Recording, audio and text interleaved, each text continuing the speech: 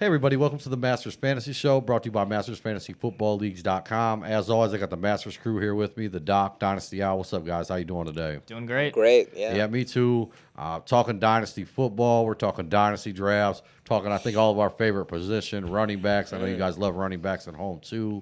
Just to give you an idea, this is a recent Dynasty draft. Just finished up a couple days ago.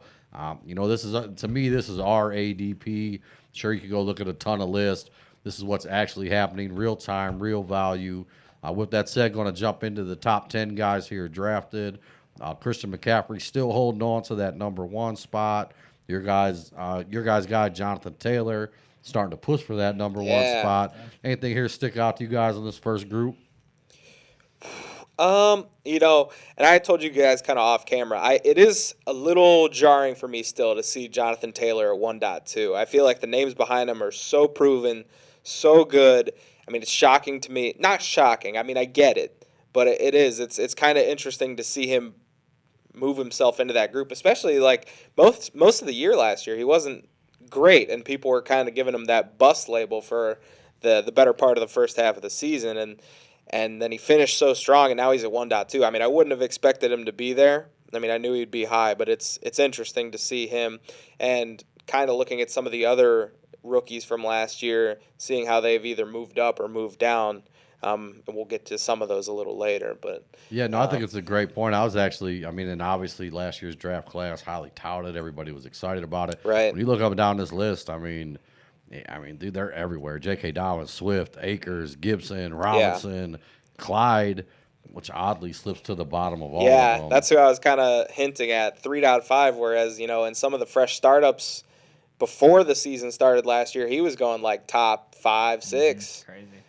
Yeah, and I'll be honest, I personally still would take Clyde Edwards-Helaire over Swift. Yeah. Over Akers, which I don't know if you guys agree with that one or not. Over Antonio Gibson. Yeah. And over James Robinson. Yeah. I agree. For me personally. Yeah. Yeah. Akers and Clyde are real close to me, but I do think I agree with you there, especially on I'd take him over Gibson, I'd take him over Robinson, I'd take him over Swift as well. And Dobbins, I'd consider. I think those two are kind of neck and neck for me. Yeah, you can consider it for sure. This is another one we talked about too, but to see Ezekiel Elliott at 2.7, I mean, this guy's been like a top 5 lock for the last, 3 years, 4 years? Yeah. I don't even know how now, but it's very crazy to see him fall that far. And again, this is another guy that, it's kind of the opposite of Jonathan Taylor. Like, he was absolutely eating before Dak got hurt and then fell off a little bit. And now people are kind of going sour on him. I just don't really understand it. That's incredible value, though, to get him at 2.7. I don't understand it either, man. We had a trade come in the other day, and we don't talk. We don't talk very much about trades that don't get accepted here. But man, I had a trade come through my desk the other day. It was Zeke for the 2.7. I'm just like sitting there scratching my head, like, and I hate turning down trades because I know like the email that's coming next. So John, I had let it sit in there. John seen it. John turned it down on his own. We started talking about it. And I'm like, I know his value slipped, but for the 2.7. I don't understand why it slipped. Yeah, and then the funny thing was, so he emailed the guy like, we just can't do this. He wants out of all of his dynasty leagues. Yeah. And then funny part about that was I was like, well, I don't even have to look and see who's getting Zeke. Obviously you're pretty upset because it was highway robbery. Yeah. But I'm not. It happens all the time. I get it. Hey, you got a great deal for Zeke. Just I'm not pushing a trade like that through ever. Can't do it. Yeah, right. right. Here at Masters, I'll be honest with you guys. Like, we're pretty open to trading. We've realized a long time ago we don't have a crystal ball. We want you guys to have fun. We want you to run your teams. I'm always using Gurley and Bell as an example. Basically, there was no trades that were fair for these guys 3 years ago. Fast forward 3 years later, they're both pretty useless. Yeah. We really do try to let you guys trade, but having said that, he's just worth a lot more than 2.7. Yeah. All right, going to move on down this list. One guy that stuck out to me, I see here, Mike Davis at the 7.2. Even though he's a little bit older, I do think he's going to have a great year. I'm just looking at some of the guys after him. I think I'd have rather had Dylan, even Damian Harris there maybe. Maybe. Going to move on to the second page here. Anybody stick out to you guys here you want to talk about? Well, after some of the news that we saw today, I kind of like James Conner in the 11th round. I know Alec might not be as big on that one, but Connor's still relatively young. He could easily probably start off getting goal line carries. If he stays on the field, I mean, he's got that receiving ability too. So even though I think Edmonds still has a nice role carved out, I think Connor's got an opportunity to kind of reinsert himself into fantasy relevance where he hasn't kind of been there in a couple of years. So yeah, I think that's a really good value, especially now that he's actually on a team. I wonder if that pick was probably made before he officially signed. I know there were rumors he was visiting, but I like that one a lot. Yeah, I'll say this.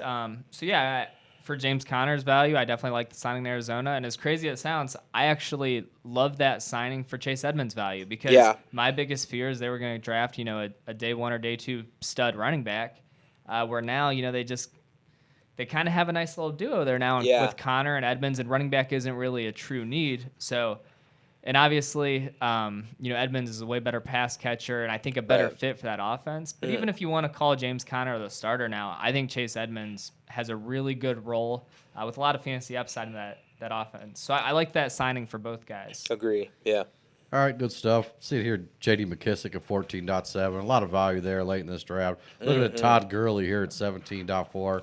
Just hurts my feelings a little bit. Man, on that guy. One of the funnest running backs to watch. I mean, all of a sudden, we don't even know if he's going to be on a team this year. Yeah. You guys good? I like go ahead, Sorry, Al. I got one more guy I'm looking for. I don't even know if he's pictured in here.